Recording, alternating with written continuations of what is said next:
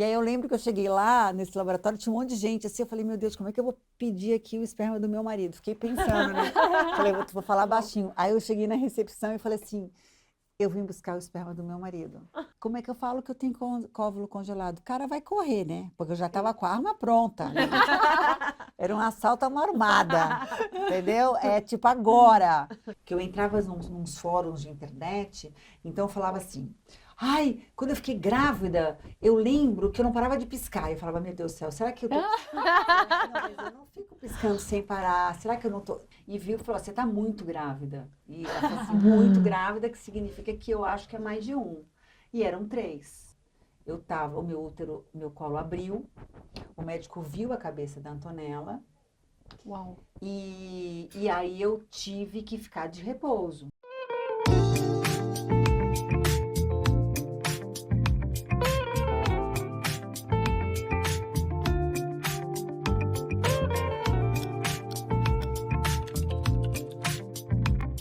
Quanto tempo você seria capaz de esperar por um desejo? A Janine passou 10 anos tentando engravidar.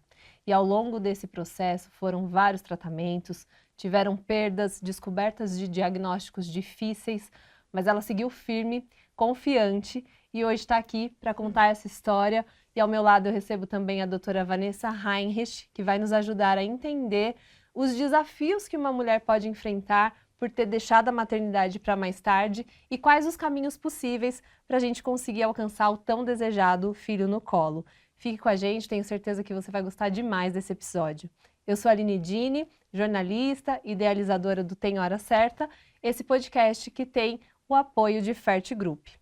Meninas, obrigada pela presença de vocês. Estou muito honrada por recebê-las, admiro demais o trabalho de vocês. Bom, o prazer é meu. Obrigada pelo convite, Aline. Imagina. E eu quero começar perguntando para a Janine, né? Você fala muito, com muito entusiasmo, né, sobre a maternidade. Quem está ao seu entorno já vai querendo ser mãe só de ouvir você contar a sua história. Sempre foi assim? Esse desejo sempre existiu ou ele foi amadurecendo? Eu sempre quis ser mãe, sempre soube que eu queria ser mãe, mas eu não queria ser uma mãe independente do marido. Eu sou filha de pais separados e eu vivi muito isso na minha vida, né? Todo o peso para cima da minha mãe. Naquela época, a minha mãe, assim como muitas mulheres da geração dela, não eram independentes financeiramente, nem emocionalmente, na verdade, né? Eu não queria repetir aquela história. Então, eu sabia que para eu ser mãe, eu tinha que construir uma carreira que me desse suporte caso eu me separasse algum dia. Então, esse desejo sempre existiu, mas existia também a responsabilidade de saber que eu precisava me sentir segura para que eu pudesse gerar uma vida, né? E aí eu fui adiando em função do trabalho. Eu me mudei de Florianópolis para cá, eu tinha 20 anos, e aí a minha carreira começou na televisão, eu tinha 20 e pouquinhos anos, mas, enfim, a gente começa, não está muito segura ainda, e vai crescendo. Na hora que eu respirei e falei, bom, acho que agora dá para ser mãe, né? Eu já estava com 35 anos. Então, eu já estava naquela curva, que ela vai explicar melhor para a gente depois, que é uma curva que cai drasticamente dos 35 para frente. E aí, quando eu resolvi ser mãe, eu estava já casada, enfim, meu primeiro marido, já estava um pouco tarde. E aí é que eu entendi que o tempo ali fez muita diferença na minha vida. Eu só não desisti porque o desejo de ser mãe era maior do que aqueles percalços todos que eu comecei a passar. Ô Janine, mas você tem um diferencial na tua história que você, né, 12, 13, quase 15 anos atrás, na verdade, você já soube do congelamento de óvulos. Sim. Né? Claro que a técnica era outra, mas eu quero dizer que você tinha informação sobre o planejamento. Porque o que a gente vê é isso, né? Ainda tem muita gente que acredita que para engravidar, basta menstruar, né?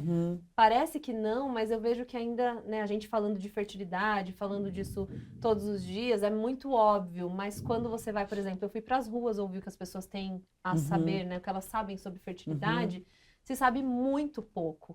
Então, isso, você pega pacientes assim, ainda é frequente Mal no consultório, informados. de não imaginar a complexidade que é? Cada vez menos, né? Eu acho que eu tô numa posição, Aline, do fim da cadeia ali, né? No topo da pirâmide. Então, A pessoa que chega no consultório, ela já chega passando por alguns médicos, ou por alguma situação, ou já conversou com alguém, ou já buscou informação, ela já está mais situada, né? Mas a realidade do que a gente vê num consultório, por exemplo, de ginecologia endócrina, que a pessoa não está ativamente tentando ou sofrendo com a infertilidade, é uma desinformação completa. Tem uns estudos interessantes que mostram esse gap de informação mesmo entre médicos, né? Médicos e muitas vezes ginecologistas também, que não são da área da reprodução humana. Né? Tem um estudo, eu acho que é escandinavo, não lembro exatamente o do país, que era numa universidade com pessoas que estavam fazendo pós-graduação, mestrado e doutorado para cima. E aí perguntava qual o desejo familiar ali do planejamento familiar dessas mulheres, e elas diziam, em média, elas queriam ter 3 filhos. E elas pensavam em começar a construir a família dela depois dos 37 anos.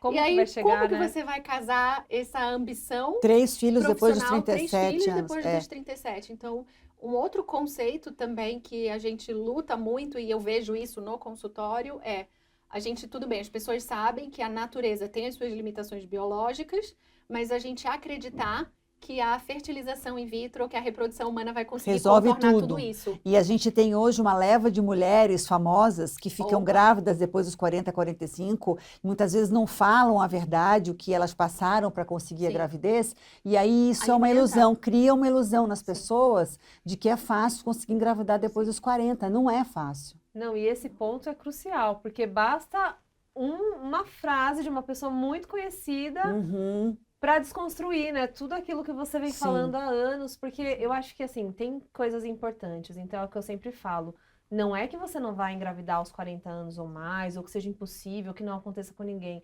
A questão é que a chance é menor, a chance de perda é maior, então você tem que estar ciente desse cenário, a chance de síndrome é maior também. É maior, mas no seu caso, você estava ciente com 35 e buscou fazer o congelamento? Como que foi? Sabe que eu cheguei na redação um dia e eu fiz uma matéria sobre reprodução assistida, era sobre congelamento de óvulos, era uma coisa muito recente. Imagina, meus filhos têm 12 anos, isso faz em 2010, 20, né? 2011, por aí. Então, eu tive a sorte de ter essa informação lá atrás, porque como eu sou jornalista, calhou de ter uma matéria para fazer a respeito disso justamente no momento em que eu estava pensando em engravidar. Né? E aí eu soube do congelamento de óvulos por conta disso. Era uma coisa muito recente. Pouquíssimas mulheres tinham feito congelamento de óvulos no Brasil e era caro. E além de tudo, a gente não sabia nem se aquilo ia funcionar. Era quase experimental. Como muita coisa na reprodução assistida era, né? Sim. Tudo era muito experimental. Eu fiz várias coisas experimentais, né? Durante o tempo em que eu tentei engravidar. E aí eu soube desse congelamento de óvulos. E assim que eu soube, eu já fui procurar um médico para fazer o congelamento. Então, eu fiz alguns ciclos. Você foi uma das primeiras mulheres, então? Tinham 1000 mulheres no Brasil com congelamento de óvulos, eu era uma delas. E aí vem um outro problema que a gente enfrenta também nessa idade, que é a quantidade de óvulos que você tem para congelar, porque ele tem que ter qualidade, você tem que fazer todo um processo antes para você ovular e fazer a captação. Para ter uma ideia, eu fiz 4 ciclos para estímulo de óvulo, e eu só consegui congelar 12. Nossa. Entendeu? É pouco, sabe? Então, você vê... Quantos anos perdeu? Eu tinha 39. Aos 39. Então, você vê, foram 4 ciclos para congelar 12 óvulos. E esses 12 óvulos eu nem consegui usar, porque quando eu usei os óvulos para formar o embrião não vingou, como a gente diz, né? Ou seja, eu não consegui engravidar com os óvulos congelados. Tudo bem, a técnica era outra.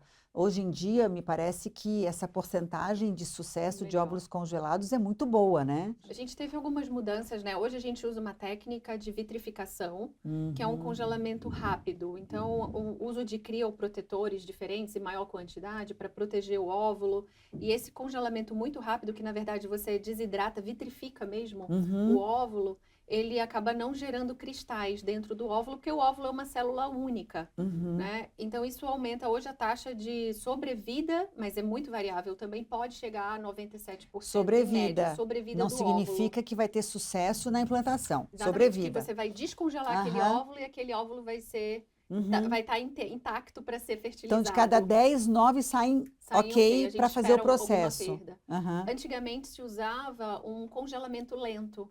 E esse congelamento ele levava ali a uma taxa até de 70, 75% de recuperação só. Então, quase 20% ou mais dos óvulos você perdia. Eu não sei se no teu descongelamento você lembra disso, de ter perdido óvulos. Não, acho que eu não perdi no descongelamento. Eu não consegui mesmo fazer com que eles evoluíssem. Existem umas variáveis importantes aqui também nessa história, né? O laboratório você fez falando pelo nome do seu médico, que é um médico super respeitado, querido, o laboratório excelente, enfim, a gente não tem dúvidas disso, mas é um procedimento muito delicado no laboratório também.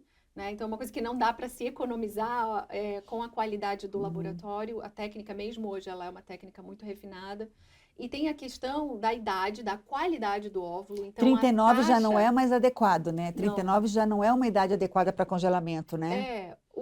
O óvulo de 39, ele também tem uma suscetibilidade maior a não sobreviver. Então. Uma taxa de sobrevida. Você teve endometriose também na tua história. As mulheres, hoje, a gente sabe que tem endometriose, elas perdem mais óvulos no descongelamento. Os óvulos têm uma capacidade menor de sobreviver. Tem um outro ponto, que é um cenário diferente. Você já estava congelando no momento que você teve o diagnóstico de infertilidade. Então, a gente sabia que mesmo que você tenha a endometriose, pensar que você não tivesse nada além da idade nos já seus não óvulos, estava bom, né? você tinha alguma outra coisa puxando o seu resultado para Sim, baixo. porque eu já tinha feito algumas inseminações in vitro isso que antes eu te do congelamento. Né? Por onde que você começou? Porque eu acho que assim, congelou, aí foi descongelar, não deu. O que aconteceu nessa fase? Porque aí você perdeu tudo. Aí você voltou do zero, né? Como que foi essa retomada e que fase da vida você estava também antes do congelamento, eu fiz várias inseminações, que é super tranquilo. As pessoas às vezes não entendem a diferença, né? Entre inseminação e fertilização. A inseminação é um sistema muito mais simples, né? Você faz a captação do esperma no laboratório. Naquela época, eu até comentei com ela, a gente... ele, enfim, o parceiro vai no laboratório, né, faz lá o serviço, faz a coleta do espermatozoide, e aí a mulher vai no... Não existe mais isso, mas na minha época tinha. Eu fui até o laboratório, e aí eu lembro que eu cheguei lá, nesse laboratório, tinha um monte de gente, assim, eu falei, meu Deus, como é que eu vou pedir aqui o esperma do meu marido? Fiquei pensando, né? Falei, vou falar baixinho. Aí eu cheguei na recepção e falei assim... Eu vim buscar o esperma do meu marido. E aí, mas mesmo baixinho, todo mundo assim, já, de cara, né? Aí a moça, tá bom, eu vou buscar, tá bom. Fala bem alto, obviamente. Óbvio, sempre. Aí ela vai e volta com um vidrinho desse tamanho assim, ó. Tinha nada. Eu falei, mas que é essa? Exatamente. Mas eu não falei no sentido, né? Literal. Aí eu, moça, isso é muito pouco. Ela falou, não, isso é muito. Tem milhões de espermatozoides aí dentro. Eu falei, tá bom, e agora? E agora? Ela falou assim, agora é o seguinte, você tá de sutiã? Eu falei, tô. Ela falou, então você vai botar esse vidrinho embaixo do peito, no sutiã. Entre o peito e o sutiã. Eu falei, por quê? Ela falou, porque a temperatura é parecida com a temperatura do saco escrotal. Eu falei, pra dar uma aquecida. Eu falei, lá fui eu com o vidrinho, cheio de... Você já foi que constrangimento, né? Aí chega lá no consultório do médico, do ginecologista, porque é ele que faz, né? Ele nem era especialista em reprodução assistida. Chego lá, aí você fica com aquele negócio aqui, e você só tira quando você já está lá pronta para é um constrangimento atrás do outro, né? Aí o médico fala, cadê? Aí você parece assim, né? Tráfico. Cadê? Tá aqui o vidrinho aí, entendeu? Aí faz a captação lá. Bom, menina, eu fiz isso umas 4 vezes. Não rolou, entendeu? Aí, quando eu me separei, eu falei, agora ferrou tudo. Como que eu vou arrumar um marido com 39 anos? Você fazer inseminação intrauterina? Foi dos 35 aos 39. Porque primeiro eu tentei natural, entendeu? Fazia tudo que me falavam. Fica assim, fica assado, perna para cima, perna para baixo, fica levantada. Fiz tudo que me diziam. Lua tal, eu falava, hoje é lua. Ih, minha filha. Vitaminas, dietas, tirou cafeína, tinha isso na sua época? Tudo. Minha mãe falava, faz tal coisa. Eu falava, meu Deus. As garrafadas, né? Bom, nada funcionou. E aí eu fiz as inseminações, também não funcionaram. Aí eu me separei com o 39. Eu falei, agora acabou, né? Mas nesse processo todo aí, o seu parceiro tinha sido investigado também? Não. Não tinha sido investigado, não achava nada. Aí tá um ponto, Aí né? eu fui para o especialista em reprodução humana.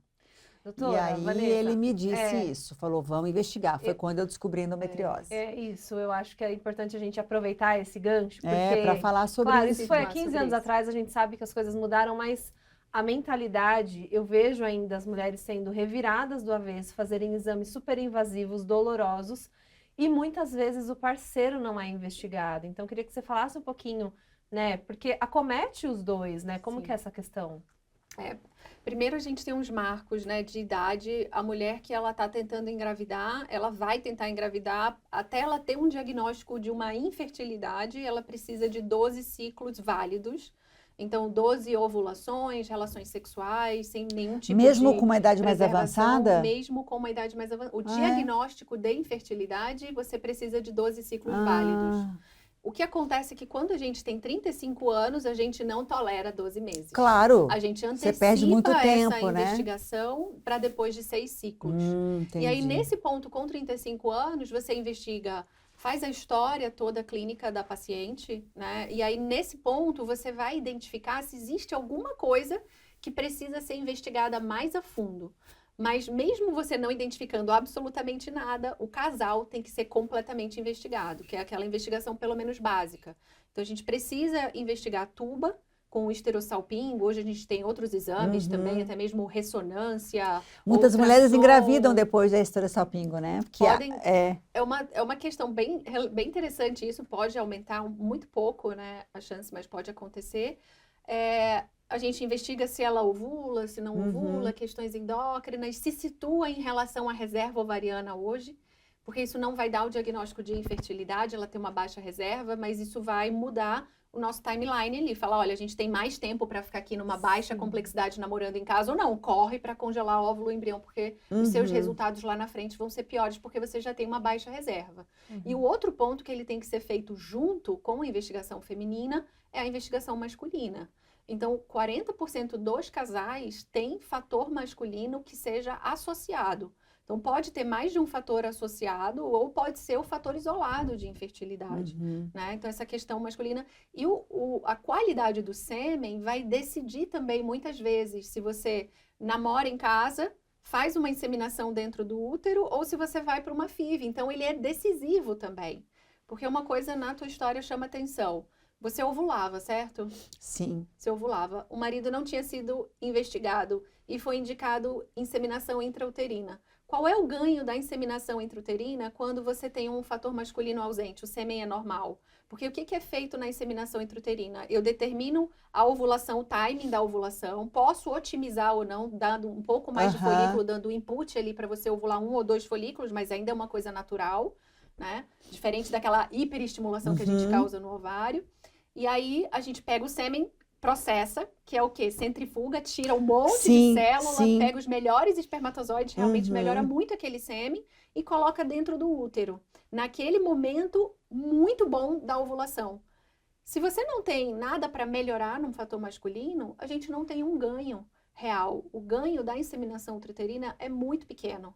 Né? Tem essa dúvida Tem casos muito grande na específicos, literatura. então, né, onde ela é Sim, indicada. porque é um tratamento muito no meio do caminho. A Tá. gente ainda depende da tuba. Então, talvez o que está te impedindo de ovular, de engravidar naturalmente. Algum problema na trompa? Na tuba que você vai continuar dependendo dela, que depois na tua história foi, no caso, a endometriose.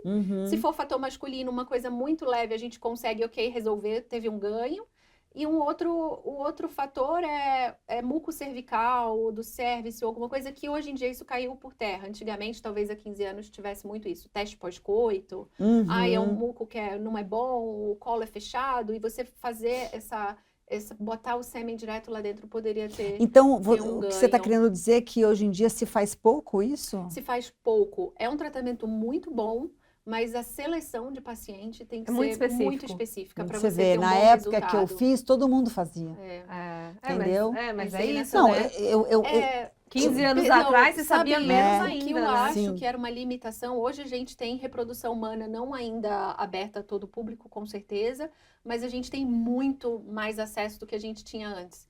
E o ginecologista, o limite dele é a inseminação intrauterina. Uhum. Então, ele não acha que ele está errado claro, de ter feito sim, isso. sim, Né? Que cabe a ele. Foi cabe até a onde ele, ele vai até onde ele pode. Até E aí onde ele ele te pode. manda para um especialista em É, reprodução e ele humana. já falou, olha, essa paciente aqui já tentou tudo, Aí agora sim, só o sim, tratamento de alta sim. complexidade. Porque não é todo ginecologista que faz Que o faz, tratamento exatamente. Olha para... que ponto importante, né? Mas eu tenho uhum. certeza que os que estão mais atualizados já vão entender um pouquinho melhor e vão falar, olha, nem vou tentar isso aqui com você, né? Vai investigar para entender o que vale a pena, porque é um tempo que se gasta, também tem um custo, por mais que seja muito menor do que o de uma fertilização. Mas é dinheiro, Tem um é custo, caro, não é barato. Tem um custo, e tem o lance ainda emocional, né? Da Nossa. expectativa que aquilo ali está gerando. Sim. Então, Isso é é algo outro a se ponto. pensar. Os pacientes acham que, e você deve ter sofrido isso, é um tratamento muito demandante também. Você coloca Nossa. muita energia, muitos exames, e investimento financeiro, Culpa.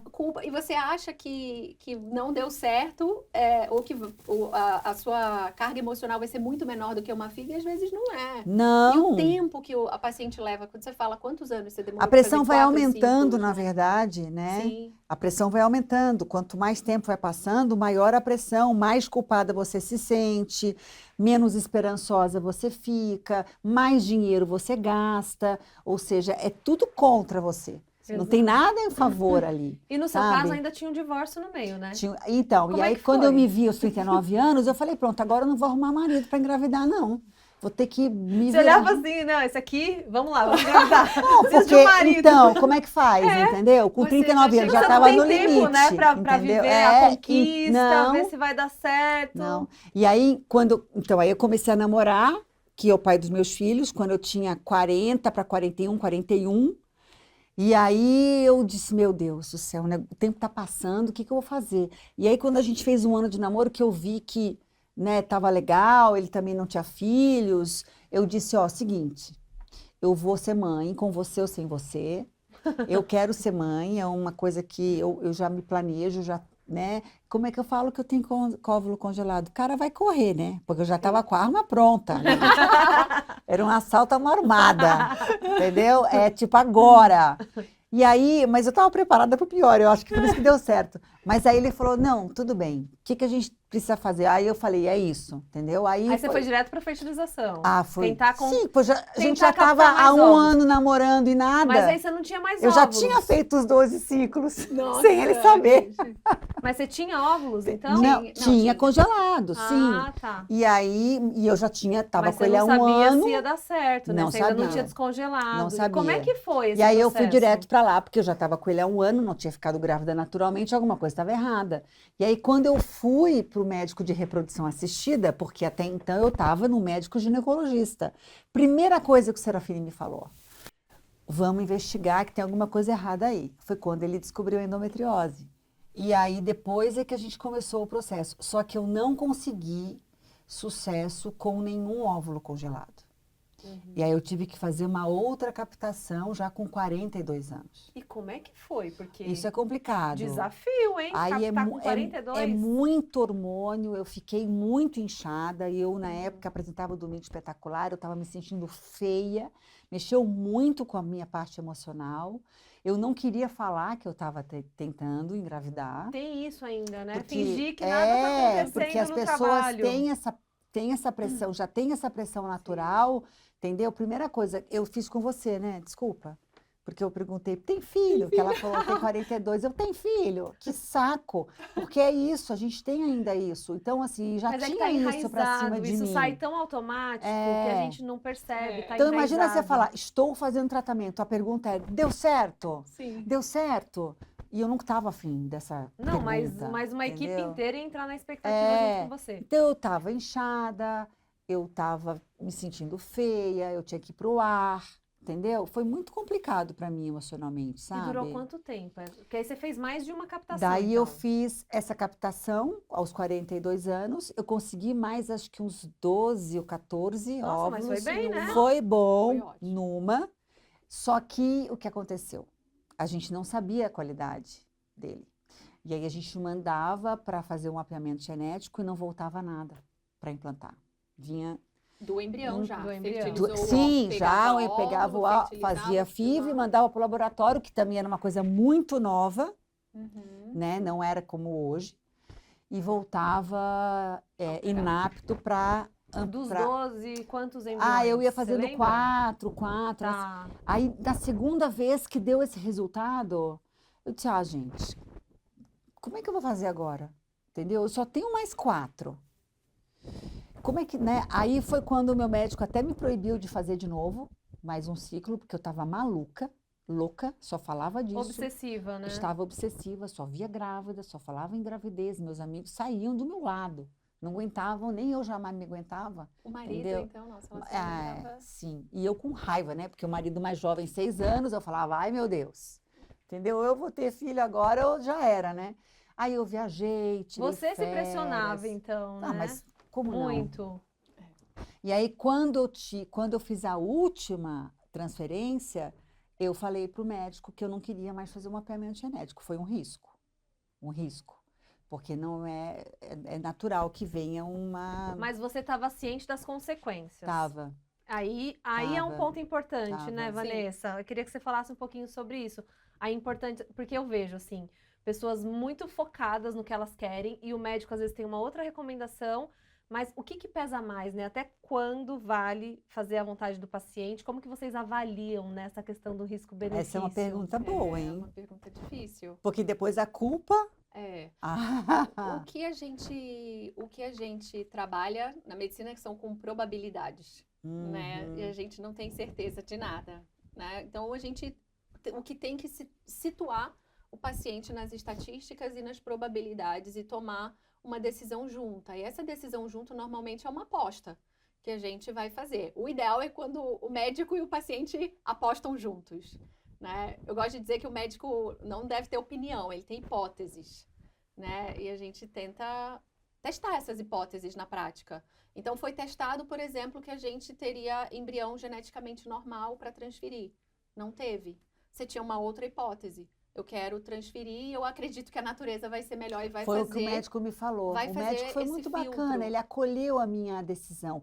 Como ele viu que não tinha jeito, que eu ia fazer, eu acho que ele achou melhor acolher a minha decisão. E aí ele veio com essa frase, Janine, a natureza resolve algumas coisas. E, geralmente isso é uma coisa que a natureza resolve. Isso é uma premissa, a natureza A gente resolve? acredita nisso, a natureza resolve, ela ainda é melhor do que a gente. Mesmo com testes genéticos, com todo esse conhecimento que a gente tem, isso tudo é muito raso. É que Não, faz tudo isso faz para tudo fazer isso o que ela faz naturalmente, muito rápido, né? melhor do que a gente, né? Então, quando a gente fala, o bebê de FIV, ele é melhor do que o bebê natural? Não, é um bebê que não existiria se não tivesse sido feito no laboratório. Então, ele é maravilhoso. Talvez com a evolução a gente vai chegar num nível de refinamento, de seleção ou até mesmo de correção genética, que pode ser que a gente fique melhor do que a natureza um dia. Mas, no momento, não. No momento, a gente tem a natureza. O que a gente tem é, com uma paciente, quando ela está com 40 anos, ela começa a ter 1% de chance, 42, talvez 2% de chance, de ter, numa gestação viável, um bebê com uma síndrome de Down. Tá? Então, é uma coisa, vai se tornando mais palpável. Eu tenho um paciente que chega no consultório querendo fazer FIV e seleção genética de embrião com 36 anos, com medo. Eu falo, gente, você não tem 1 em 250. Isso é uma paranoia. É uma paranoia, é uma sensação de controle que a FIV vai te dar, que não existe. Não existe. Mas com 40 anos, a gente começa a isso ser um pouco mais palpável. Claro. Né? E tem toda uma questão também que é muito filosófica da pessoa que construiu a sua carreira, a sua vida, tá tudo bem, e ela diz, nossa, agora eu quero ser mãe. E se vier uma criança com uma síndrome, com um problema grave, como que eu vou lidar com isso? Né? Você precisa estar preparado para isso. Também? Eu acho que eu não pensei nessa possibilidade. Eu pensei na história de que a natureza resolveria. E acho que resolveu, porque eu fiquei grávida de 3. Sim. Eu perdi com 2,5. Eu vou entrar nessa história que eu acho que é ótima. Não eu acho que é até a exceção, né? Se a gente for pontuar, não é uma regra. Mas tem um dado que você deu que é muito bom de falar. Porque eu tô há 6 anos acompanhando mulheres que adiaram a maternidade nesse pensamento de que, não, fulano engravidou, ciclano engravidou, eu tô menstruando, tá tudo bem, achando que é muito simples. E quando se fala de síndrome, é um ponto que é um terror na cabeça delas, porque na cabeça delas é quase uma certeza.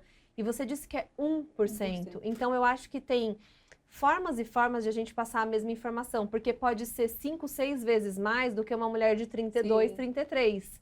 Mas Isso ainda assusta. assim é muito baixo, Mas né? ainda assim é 1%. Então, assim, né?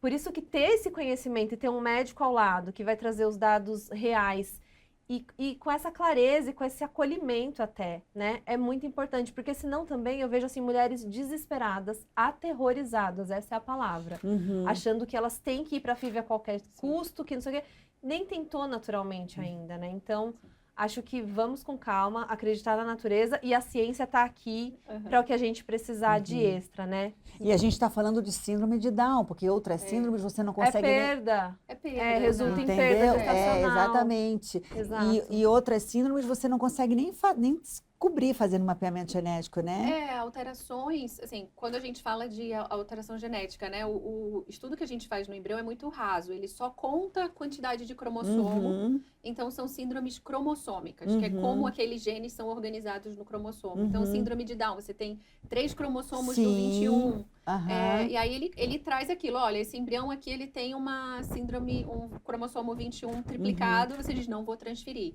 Normalmente, 99,9% dos embriões alterados não são síndromes, porque são incompatíveis com a vida. São alterações tão aleatórias que não implantariam ou gerariam uma perda gestacional. E aí, esses embriões a gente acaba não transferindo. Né? Quando a gente fala de genética, essa é só uma camada. Porque você tem todos os genes que estão ali dentro desses cromossomos. E como o embrião é muito pouca célula, a gente não consegue... São 8, né? 6, 7, 8 no máximo. A gente não consegue abrir aquele material genético e sequenciar e descobrir as doenças. Então, tem estudos que pegam, por exemplo, mulheres que tiveram perda gestacional. Ela está lá com o material aborto lá no intraútero, pega aquele material para analisar.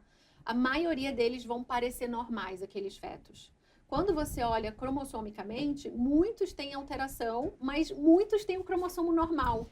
Se eu pego esses cromossomos normais, pego aquelas células e olho geneticamente, mais de 99% tem alteração genética ainda. Então, e que são coisas que a gente não consegue detectar nessa seleção de embrião. E esse é um ponto do genético. Quando a gente tem um embrião que ele foi trabalhado, avaliado geneticamente, algumas células, eu peguei algumas células de fora, daquelas células que vão formar placenta e bolsa amniótica, não é o bebê lá dentro.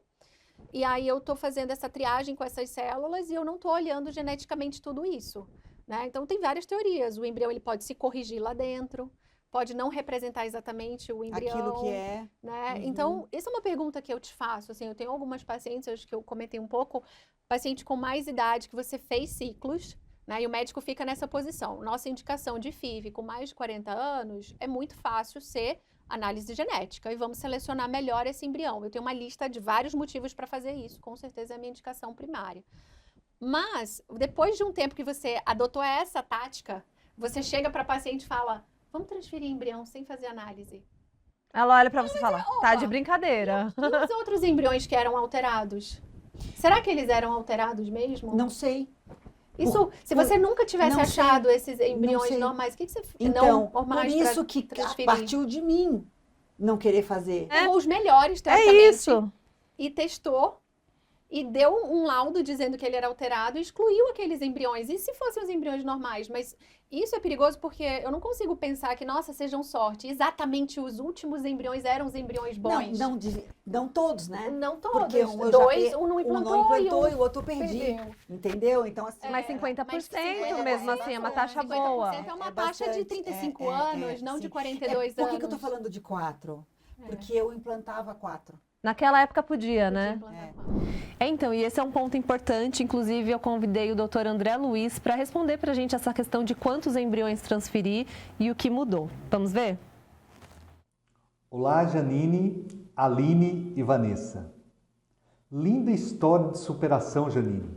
Você é um exemplo para as tentantes que não se deve desistir nunca do seu sonho.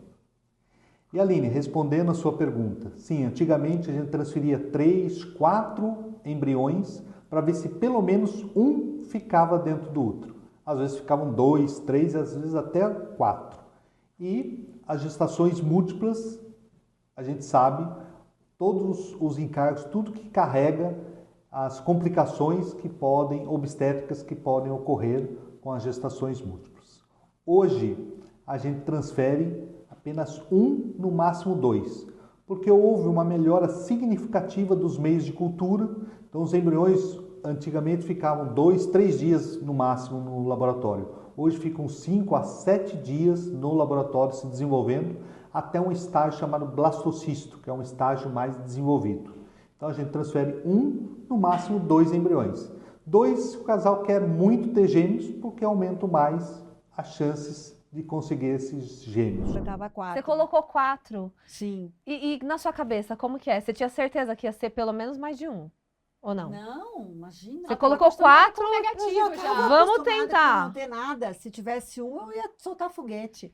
Tá, Né? e Eu lembro que o embriologista entrou na sala antes de eu fazer, porque aí nesse último, eu tive uma conversa muito séria com o Paulo. Eu falei, ó, seguinte, eu não aguento mais, eu tô no meu limite emocional, eu não quero mais, tô cansada, entendeu? Já tinha pensado até em adoção, enfim, vai ser a nossa última tentativa. Então você, por favor, você use todas as cartas que tinha a você ver tiver com o na mão. limite, né? Sim. Então você, por favor, você faça tudo. Foi quando ele fez, inclusive, comigo uma aplicação de uma medicação na veia, que demorava 5 horas para descer aquele vidro, porque a gente achava que talvez eu pudesse expulsar o embrião, o meu corpo estava rejeitando aquele corpo como se fosse algum invasor.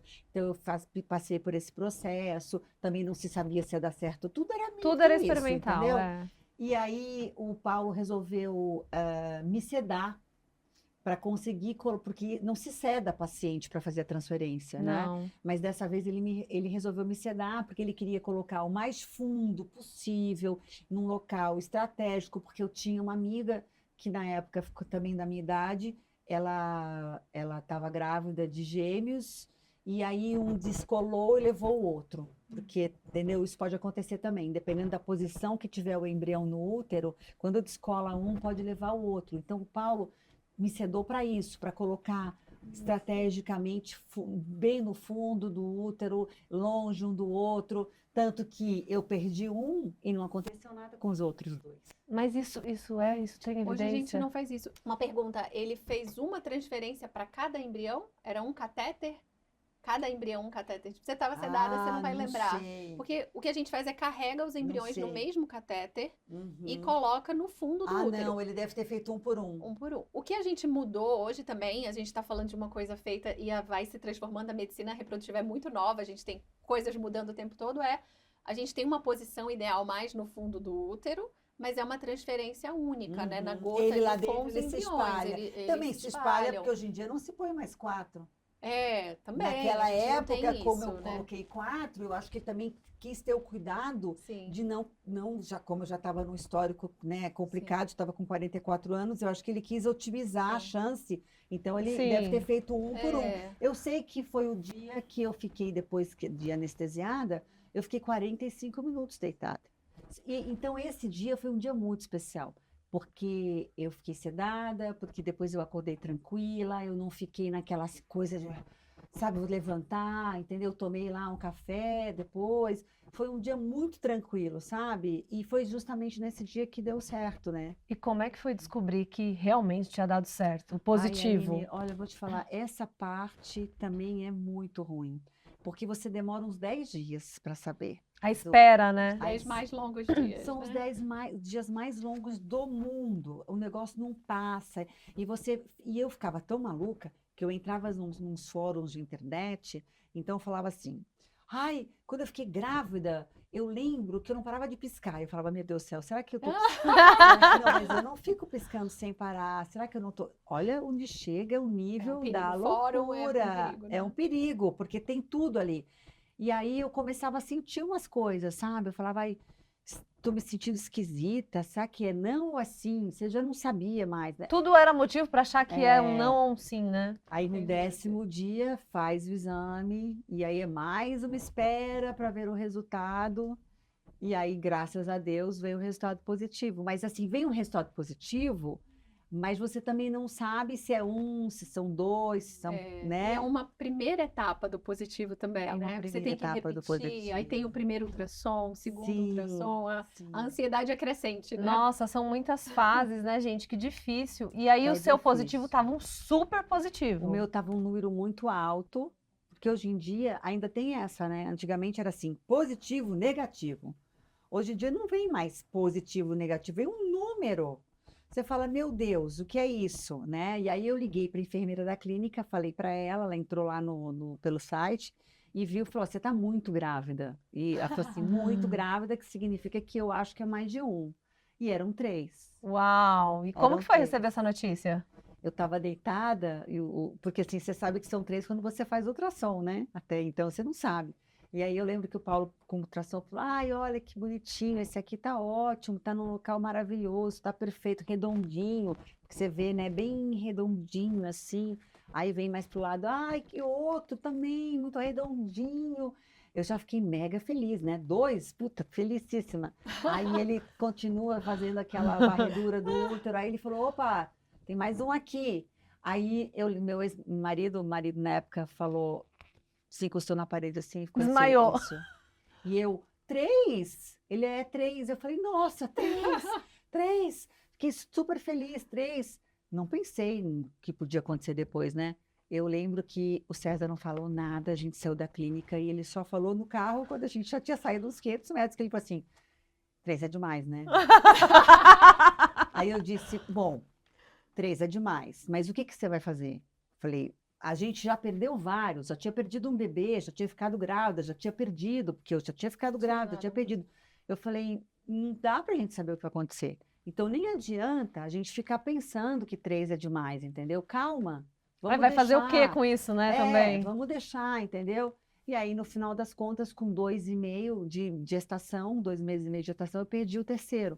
Porque o Paulo já tinha me falado, olha, esse terceiro aqui, o coração tá batendo, mas não tá legal. E ele era o mais embaixo. Ele era ou mais ele embaixo, um pouco? é. E ele falou, esse coração já não tá batendo muito bem, vamos ver se vai evoluir. E aí, enfim, na segunda, terceira ultrassom, ele já falou, ó, não evoluiu. Mas também não acarretou nenhum problema para os outros 2 embriões. E aí, os 3, enfim, ficou aquele saquinho vazio e os 2 foram crescendo e É, mas quando você achava que estava tudo bem, veio um outro baque, né? Porque sua veio gravidez foi de risco. muito, porque eu Como que quase foi? O que perdi com aconteceu? 22 semanas. Como eu tinha passado por esse processo inteiro, muito desgastante, eu estava cuidando da minha gravidez como se cuida de um cristal muito valioso, né? 44 anos, né? Gêmeos. Não ia tentar de Vive. novo. E aí eu comecei eu andava pelo bairro, caminhava pelo bairro para fazer um exercício físico, para não ficar completamente parada, mas tudo com parcimônia, tranquila. E aí, quando eu estava de 22 semanas, eu tropecei no galho de uma árvore, no tronco de uma árvore, e caí. E para eu não cair de barriga, eu lembro que eu caí de joelhos, arrebentei meu joelho, torci meu pé. E aí eu estava perto de casa, não estava muito perto, mas eu estava perto de casa, eu voltei caminhando, mas já estressada, né? Uma barriga já de 5 meses. E aí eu lembro que eu cheguei em casa, eu desmaiei, fiquei muito nervosa. Liguei para o meu médico na época, que já não era mais a reprodução assistida, já era que estava fazendo pré-natal. Me tranquilizou, falou: olha, não é assim. Caiu de barriga? Não. Caiu de lado? Não. Como você caiu? Eu contei. Ele falou: fica tranquila, vamos ficar em observação, você fica quietinha. Também meu pé inchou na hora, parei de fazer as minhas caminhadas. Na semana seguinte, eu já tinha agendado uma ultrassonografia para saber o sexo do bebê. Não era o sexo, era o morfológico. Morfológico Pra do segundo trimestre. Exatamente, de era o 20 e poucas semanas. morfológico, o sexo eu já sabia. E aí, quando eu fiz esse ultrassom, eu lembro que eu cheguei numa clínica, não foi na clínica do médico, o médico, eu deitada, tranquila, tá tudo bem, ele fez lá 3, 4 dias depois. E aí falou para mim assim, você tem o celular do seu médico? Eu falei, tenho. Ele falou, posso ligar para ele? Eu falei, pode. Eu entreguei meu celular pro médico, ele entrou numa salinha lá e lá ficou um tempo, uns 5 minutos, eu acho. Eu já olhei para o César e falei, alguma coisa está errada aqui. Já pensei no tombo, né? Ele voltou e disse, olha, o seu médico quer falar com você. Eu atendi o telefone e o Zé Bento me disse, você vai sair daí e você vai direto para o Einstein. tô te mandando para lá, tô ligando para lá, você vai ficar deitada, você vai deitada. Eu saí tão nervosa que eu nem paguei a conta, nem paguei o exame. Saí deitada no carro, cheguei no hospital, já tinha uma maca me esperando, e lá eu fiquei 15 dias internada. O meu útero, meu colo abriu, o médico viu a cabeça da Antonella, Uau. e aí eu tive que ficar de repouso. Mas isso não teve nada a ver Absoluto. com o tombo. Pelo contrário, o tombo me salvou. É, porque fez você olhar para essa Fez eu questão. olhar, não, fez eu Ficar mais parar de quieta. caminhar. Porque como o meu tornozelo inchou, eu não conseguia caminhar. Então, antes do ultrassom, Você já estava em eu já repouso. estava em repouso. Nossa. Uau! Entendeu? E aí, além disso, eu tive uma infecção que eles falam que chama dedo de lama. É, um perto, sludge. exatamente. Eu fiquei muito tempo tomando antibiótico na veia, e aí eu fiquei até o final da gravidez absolutamente repouso, total. Você fez cerclagem? Aí depois, só que eu não conseguia fazer a cerclagem antes de tratar a infecção, Ah, porque mas tava a com minha infecção. infecção não cedia, a gente resolveu fazer 12 dias depois mesmo, do jeito que estava, eu fiz a cerclagem, e aí eu consegui segurar a gravidez até a 34ª Uau! semana, mas Bastante. deitada, viu, Aline? Mas deitada era deitada. E assim, levantei a minha cama, fiquei com as pernas para cima, Nossa, quantos meses deitada? 3. E aí a Antonella estourou a bolsa quando estava com 34 semanas. Uau! Era ela mesma que já estava encaixadinha ali para nascer. Ela nasceu primeiro. O Felipe ficou lá, deitadão, dormindo. Nem Quieto, acordou, nem era com ele. nem era com ele. Janine, agora eu tô imaginando você, né? Uma mulher moderna, super Sim. ativa, né? Apresentadora de TV, com aquela rotina toda. 3 meses deitada, realmente, né? Você levantava pra quê? Eu fiquei deitada de verdade. Eu subi os pés da minha cama para ter uma gravidade em meu favor, né? Não podia nem comer sentada, então eu comia meio deitada, assim. E aí depois o médico foi me liberando para tomar um banho, mas o banho era sentada. Aí eu fiquei péssima. Nossa, eu não do consigo cabelo nem ficou, imaginar. minha raiz do cabelo ficou desse tamanho branca, minha unha, péssima. Sabe assim, tipo, parecia uma galinha choca mesmo, sem nenhum cuidado, todo o foco era para o bebê. Ultrassom feito em casa, o laboratório ia em casa para fazer ultrassom, tudo em casa, tudo em casa. Então, repouso total até a Antonella estourar a bolsa. E você surtando ou não? Você tava plena? Eu inventei uma gambiarra, eu escrevi assim, ó, Ó, no meu iPad. Eu escrevi assim, tudo, porque meu quarto não estava pronto ainda, o quarto do bebê não estava pronto imagina, preparar a ainda. casa para 2 bebês, né? É. Se preparar, É. não podia. E aí eu fiquei Que lá, mas eu fiquei desespero. feliz. As pessoas chegavam lá, Você confortava elas? confortável, Imagino. confortável. Eu lembro que o Paulo Henrique chegou lá para me visitar, ele fazia o programa comigo. Quando ele me viu, ele já ficou desesperado, assustado. Ele não conseguia falar. E eu falei, falava. Aí quando ele foi embora, assim, ele falou assim para mim, eu confio em você. Eu disse, pode confiar que vai dar tudo certo. Ele falou, eu confio em você. Eu disse, não, tá tudo certo. Ele ficou muito assustado. Eu estava magra, eu não engordei nada, engordei 9 quilos, porque eu ainda tive refluxo. E Engordei deitada, pouco, imagina. deitada. Eu estava feia demais, assim, mas eu estava feliz Plena. da Adiante. vida, porque eu estava... Porque, assim, o nosso objetivo era chegar à 30ª semana. E esse era o objetivo. Falar, ó, se a gente chegar na 30ª semana, tá tudo bem. Eles vão poder nascer sem nenhum problema. Então, ali, a minha luta era para chegar na 30ª semana, entendeu? Depois que chegou na 30ª semana, eu já dei uma relaxada. Aí eu já dei umas folgadas, assim, entendeu? Já me sentava um pouco na cama para comer, mas mesmo assim, 34 semanas. 34 semanas. E eles ficaram um tempinho na UTI? Uma semana. Uma semana. É, o Filipe nasceu com 950 e a Antonella com 250. Ficaram uma semana na UTI. O hospital não libera com menos de... Porque perde um pouco do peso e até chegar a 2 quilos de novo leva uma semaninha, assim. Mas, assim, eu tive muito pouco leite. Então, eu dei de mamar até os 2 meses e meio. Mas ficava mais tempo naquela maquininha do que dando peito mesmo. Uhum. Então, eu também voltei a trabalhar. Eles tinham 1 mês de vida. Sério? Como é que foi isso? É, porque eu já estava 4 meses longe da TV. Ah, e não tinha o que a gente tem hoje, né? Que começa a contar. Já, a partir do parto já contava Eu era como PJ. licença. Você era PJ, então você não tinha muita escolha. Então, eu tive que voltar, eles tinham 27 dias de vida. Nossa.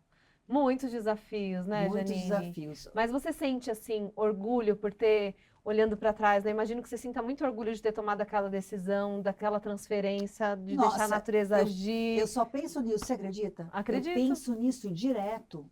Se eu não tivesse feito isso, eu acho que eu não teria tido embrião para implantar. Eu acho que não, eu acho que não. E hoje eles estão com Você quantos vê anos? como é importante, né? Às vezes você tomar umas decisões. É É. conversa com Deus, Aline. É meio conversa que com também ouvir uma Deus, voz interna, né? E A falar, gente tem que vai dar ouvido. nessa que vai dar certo, entendeu? E acreditar que vai dar certo. Porque é isso, do que você fala, o que você pensa, sabe? Se você vai já com aquele espírito negativo para as coisas não funcionam, a gente sabe disso. Eu acho mais interessante porque muitas mulheres, o que eu vejo, né? Elas se perdem da própria identidade e elas viram um diagnóstico. Então, elas olham para a própria história com aquele diagnóstico. Uma mulher, por exemplo, que está tentando engravidar, infertilidade, baixa reserva, para ela já é tão difícil porque ela só enxerga os nãos que ela nem pensa mais na possibilidade. E é tão importante pensar porque, primeiro, isso vai te dar força para continuar tentando e não desistir do seu sonho, né? Acho que isso é importante. E segundo, que diagnóstico não é sentença, né? Sim. Tenho certeza que você vê muitos casos que você falaria, nossa, não acredito, né, nesse desfecho. Isso acontece, né? Completamente. Eu acho que uma decisão importante aqui na história é a paciente também que ela tem 40 a mais e ela não tem o diagnóstico de infertilidade e as chances dela engravidar naturalmente, ou FIV também, que a gente pega muitas pacientes também no consultório e a gente fala, nossa, vamos tentar confiar na natureza para escolher o embrião.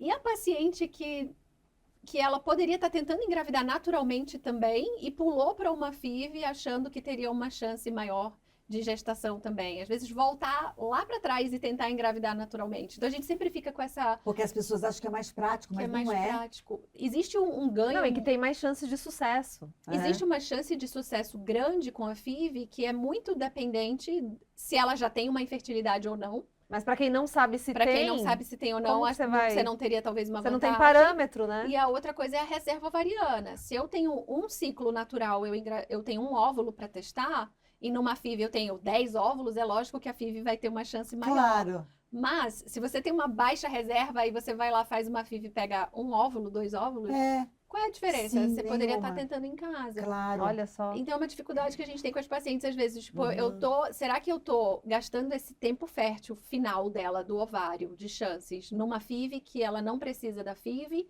ou eu tô gastando esse tempo útil numa tentativa natural, Podendo fazer podendo FIV. fazer a FIV. Essa conta é E difícil aí, de fazer. eu acho que entra Entra. o feeling da paciente. Aham, a também. paciente precisa se ouvir.